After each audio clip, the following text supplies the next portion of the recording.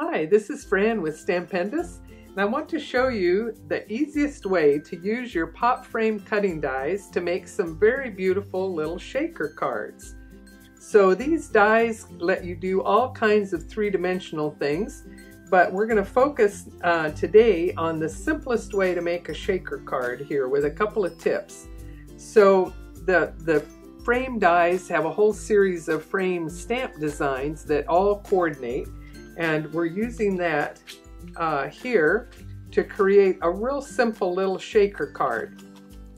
And so we've stamped one of the gift package designs on the front, and that tells us where to find the center to die cut a little window. And once you have that window in the card, then you can see here, this is our little trick for the shaker card. We found some small little bags from Clear Bags, and this one is the perfect size to fill with all your little doodads and sequins. I even did a couple of little stamped and cut out pieces, if you can see.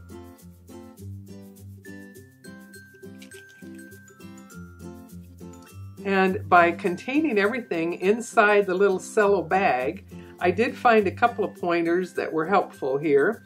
I made sure that I turned my decorative pieces to the front and secured the little strip at the back so that it would show the least, and also positioned it at the bottom so that it would be less visible.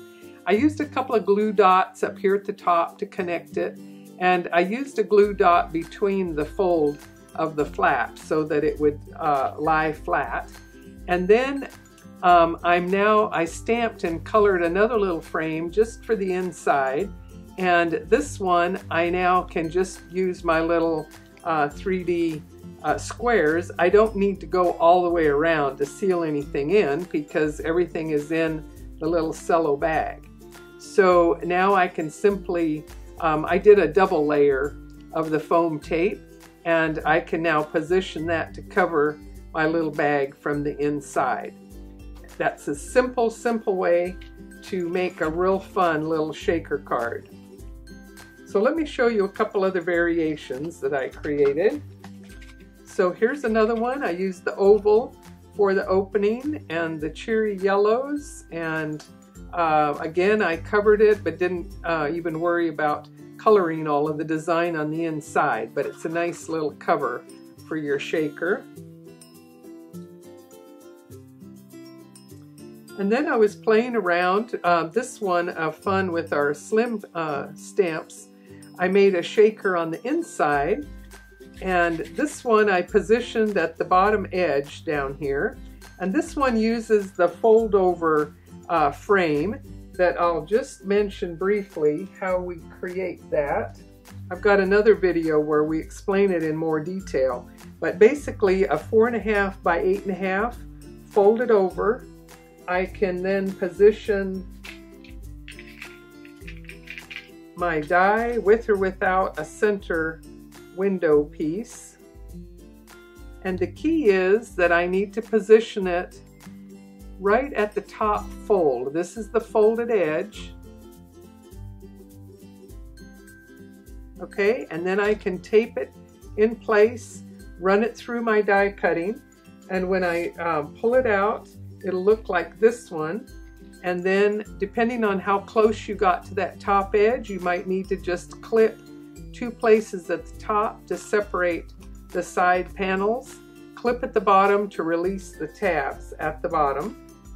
And then you will have an open piece like this.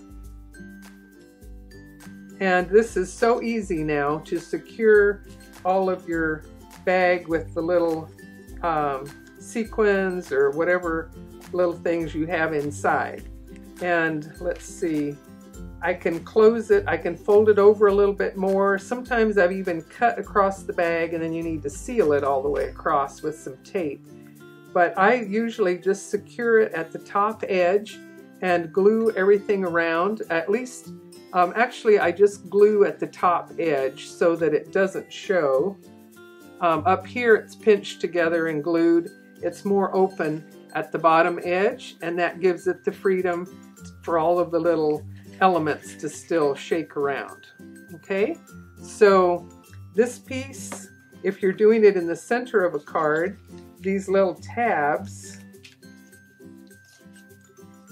simply get glued down in the center fold of the card, and you can press it to the left or right and position it so that when it's flat this way, the little wavy edge is flush with the bottom of the card so that it stands up the nicest. So this one I did the little shaker on the inside of the card, and then I thought, what if you could do it on the outside of the card? And so on this one, I made a little shaker that just stands out in view here. And this one, again, I just glued across the fold, and I didn't cover it on the back so you can see my little tab. So there's another fun shaker option. And then this one, we just really went wild and did a whole little book to speak of here with 3 of them on the inside. And in this case, you just cut away the excess tabs so that you have one tab to connect to each of the next straight edges of the frame. And that keeps it all tightly connected together, and fun and easy shaker cards.